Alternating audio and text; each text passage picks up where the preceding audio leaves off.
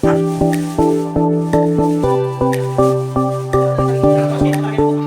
kayong mga fools, tapos nakamotor, hindi ba yun na-damage?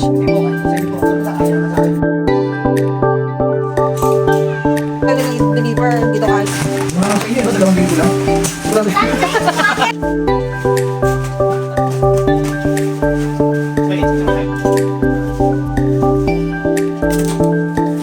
Hello mga mi! Welcome to another mini vlog! October last year nang nabili namin at na-install ang aming split type AC.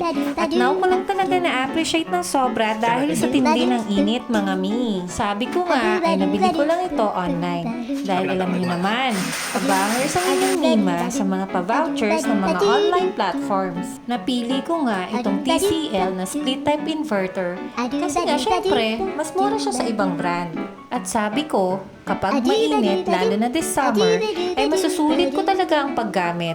Char! At yun na nga mga mi, akalain mo nga na pagkainit-init nga ngayon at gamit na gamit nga ang aming AC. Sabi nga nila, hindi baling mag-aircon sa bahay, wag lang mag-aircon sa hospital. At totoo naman yun mga mi, hindi talaga ako nagsisi na bumili ako ng AC.